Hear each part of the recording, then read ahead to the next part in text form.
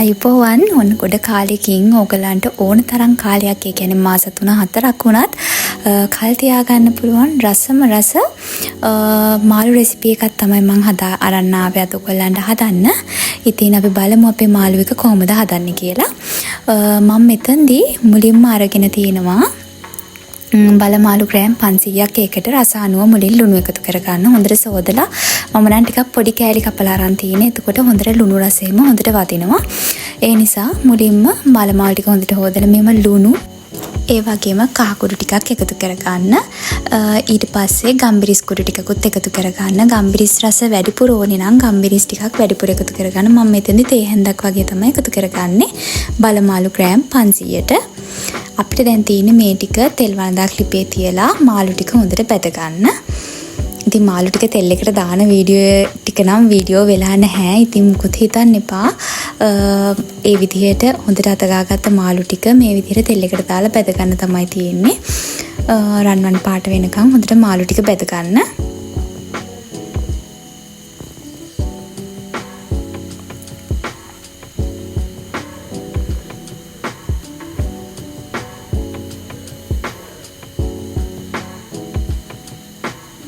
ඉතින් මෙන්න මේ ගානට මාළු ටික පැතුනට පස්සේ අපිට පුළුවන් මේක හිමීට තෙල් එකෙන් අයින් කරගන්න. ගොඩාක් මාළු කරන්නත් එපා. ඊට පස්සේ අනිත් ඉතුරු මාළු ටිකත් මේ විදිහට තෙල් එකට එකතු කරගෙන අපිට බැද ගන්න තමයි තියෙන්නේ.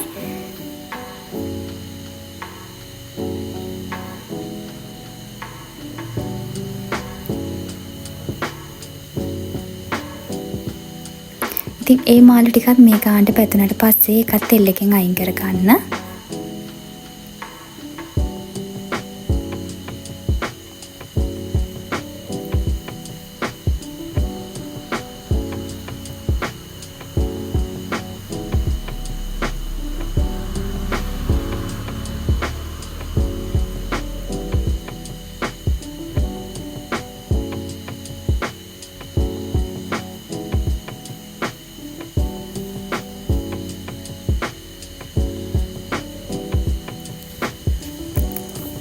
ඉතින් දැන් අපි මාළු ටික ඔක්කොම බැදගෙන ඉවරයි. ඊට පස්සේ අපි මේ විදියට මැටි ඇතිලියක් ලිපේ තියලා ඒකට තෙල් මේස හැඳි දෙකක් දානවා. තෙල් මේස හැඳි දෙකට වඩා දාන්න එපා.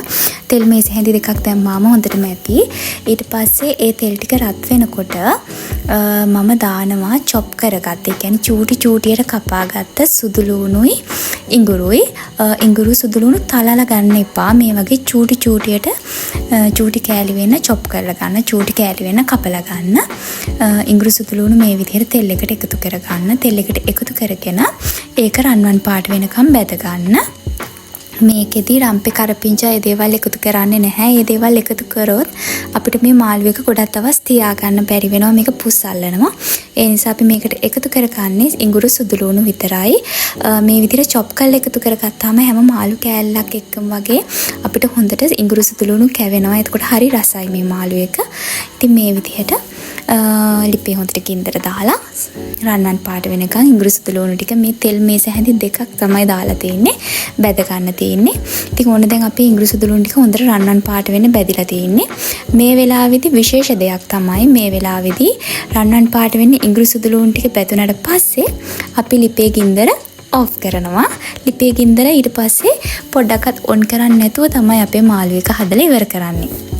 දැන් ලිපේ ගින්දර ඔෆ් කරාට පස්සේ තමයි අපි කෑලි මිරිස් මේස හැඳි 3-4ක් එකතු කරගන්නේ. මම මෙතනදී කෑලි මිරිස් මේස හැඳි 4ක් වගේ එකතු කරගන්නේ. ඕගලන්ට ඊට වඩා සැර වැඩිපුර ඕන නම් කෑලි මිරිස් මේස හැඳි 5-6ක් එකතු කරගත්තත් කමක් නැහැ. ඊට පස්සේ කෑලි මිරිස් වලට ඇති ප්‍රමාණයට විතරක් ලුණු එකතු කරගන්න. අපි මාළු වලට ලුණු දාලා බැදලා තියෙන නිසා. ඊට පස්සේ මේ ටික හොඳට කවලම් කරගන්න. වළඳේ රස්නෙන් තමයි අපේ කෑලි මිරිස් ටික බැදෙන්නේ. ඒ නැත්තම් ලිපේ ගින්දර මේ වෙලාවේදී ඔෆ් කරලා තමයි තියෙන්න ඕනේ. ඊට පස්සේ අපි අර බැදගත්ත මාළු ටිකත් උණු උණුවෙන්ම මේකට එකතු කර ගන්නවා. එකතු කරගෙන ඒකත් හොඳට කලවම් කරගන්න.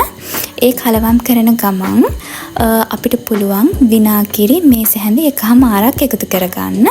මෙතනදි විනාගිරි නැත්තම් සියඹලා දිය කරලා ඒ සියඹලා ඉස්ම මේස හැඳි එකහමාරක් එකතු කරගත්තත් කමක් නැහැ. එහෙම නැත්තම් මේ විදියට විනාගිරි මේස හැඳි එකහමාරක් එකතු කරගන්න. මම අත හුරු නිසා බෝතලෙන් දානවා. ඔයාලා පළවෙනි පාරට හදන කෙනෙක් නම් ඒක මේස හැන්දෙන් එකහමාරක් එකතු කරගෙන කලවම් කරගන්න. සුදු ලුණු ඉඟුරු ටික බැදුනට පස්සේ අපි ලිප ඕෆ් කරලා තමයි මේ මාළු එක හදන්නේ. ඉතින් දැන් අපේ මාළු එක අපි හදලා ඉවරයි. අපිට මේක හොඳට ජීවාණු හරණය කරපු ජෑම් බෝතලයක නැත්නම් මේ වගේ කප් එකක, ඒ කියන්නේ වතුර පොඩ්ඩක්වත් නැති කප් එකක දාලා මේක අපිට මාස 3-4ක් වුණත් ෆ්‍රිජ් එකෙන් එළියේ තියාගන්නත් පුළුවන්. ඉතින් ස්වන් රැකියාවක් කරන කෙනෙක්ට උනත් හොඳයි. ඉතින් ඔයගොල්ලෝ හදලා බලන්න. මේ වීඩියෝ එකට කැමති නම් ලයික් කරන්න, කමෙන්ට් කරන්න, ෂෙයා කරන්න යාළුවන්ට බලන්නත් එක්කම. ඒ වගේම මේ විදිහට හදලා බලන්න මුකුත් වෙන්නේ නැහැ. අපිට ගොඩක් කල් මේක තියාගන්න පුළුවන්. පියන නිතර ඇර වහනවා නම් තමයි මේක නරක් වෙන්නේ. ඒ නැත්තම් අපිට මේක මාස 3ක් වුණත් තියාගන්න පුළුවන්. ඉතින් try කරලා බලන්න.